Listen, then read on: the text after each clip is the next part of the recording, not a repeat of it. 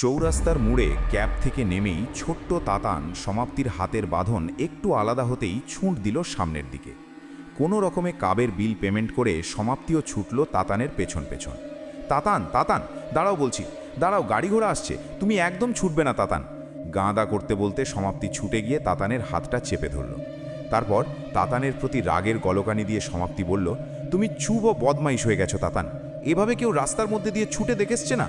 কত যানবাহন চলছে, অ্যাক্সিডেন্ট হয়ে যাবে তো। মায়ের এই বকাবকির কোনো প্রভাবই পড়ল না অবুঝ প্রাতানের মুখে। নির্ভীক শিশুর মুখে ঝেলা করছে তখন দুষ্টুমির প্রাণ খোলা হাসি। সমাপ্তি আবার বলতে শুরু করল, তাতান তুমি যাচ্ছ বাঁচাও, তোমার বালিকে বলকে তোমার এই বদমাইশির কথা। তাতানের হাতটি ধরে টানতে টানতে সামনের পল্লীশ্রীপাড়ার উদ্দেশ্যে এগিয়ে চলল সমাপ্তি। তাতানের বালি মানে সুনির্মল এই পল্লীশ্রীপাড়াতেই একটা নতুন বাড়ি কিনেছে ওরা। এতদিন ভাড়াটে বাড়িতে থাকতো, তাই আজকেই একটা ভালো তিথি থাকার কারণে তারা তাদের নতুন বাড়িতে শিফট করছে। সুনির্মল, সমাপ্তি ও তাদের একমাত্র সন্তান তাতান এতদিন মিত্র লেনের দিকে একটা বাড়িতে ভাড়া ছিল। অবশেষে সুনির্মল এই কাউয়া একেবারে প্রায় জলের ধামে পেয়ে যেতেই ৭-৫ কোনো কিছু ভাবনা চিন্তা না করেই তড়িঘড়ি কিনে নিল বাড়িটাকে।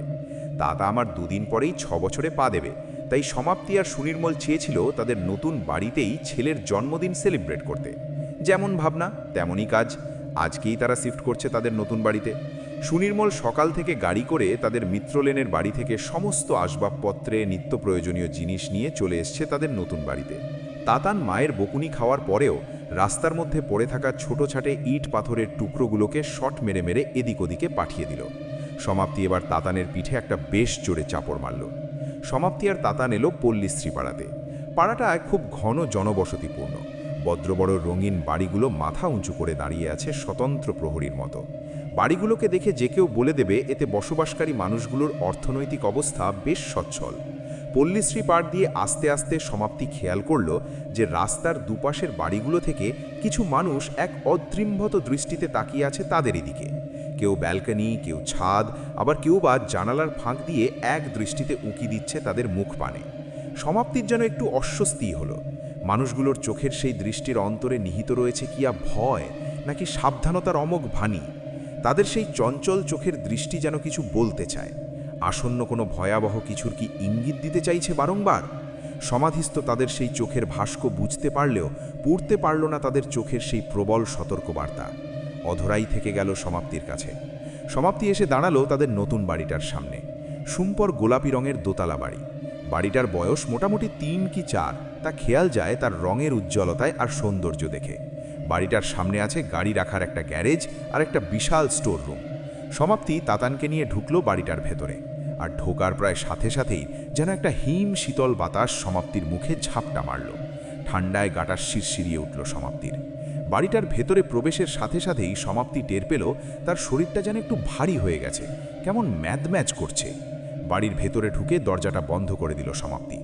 সমাপ্তি এবার সুনির্মলকে ডাকল, এই সুনির্মল, তুমি কোথায়? সমাপ্তির গলা পেয়েই সুনির্মলের কণ্ঠ ভেসে এলো সামনের একটা রুম থেকে, এই তো এই রুমে। সমাপ্তি, ভালোই হয়েছে তুমি এসে গেছো, একবার এখানে এসো তো। সুনির্মলের ডাকে সমাপ্তি তাতানকে নিয়ে ঢুকলো সেই কোমে। সুনির্মল প্রবণ ড্রেসিং টেবিলটা খুব সাবধানে বিছানার পাশে রাখছে সযত্নে। এই সমাপ্তি, দেখো তো ড্রেসিং টেবিলটা ঠিক জায়গাতে রেখেছি তো? না মানে দিনে 16 ঘন্টার মধ্যে কয়েক ঘন্টা তুমি আয়নার সামনেই মুখের যত্ন নিতেই সময় কাটিয়ে থাও তো, তাই তোমাকে জিজ্ঞেস করছি আর কি। কথাটা বলেই হাসতে শুরু করলো সুনির্মল। সমাপ্তি মুখটা একটু বেঁকিয়ে বলল, থাম, তুমি তো আমার সাজগোজ মেকআপ করাটাই দেখো, বাড়ির বাকি কাজগুলো তো ভূত এসে করে দিয়ে যায় আলো। তুমি আজ অফিস যাবে তো? সমাপ্তির প্রশ্নের জেরার হিসাবে সুনির্মলের মাথা নাড়ো দেখে সমাপ্তি বলে উঠল, যাই তাহলে, রান্না ওই চাপিয়ে নিও।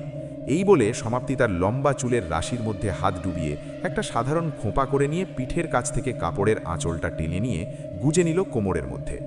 রাখার জন্য প্রস্তুত হয়ে রুম ছেড়ে বেরিয়ে সমাপ্তি কিনে গেল রান্না করতে।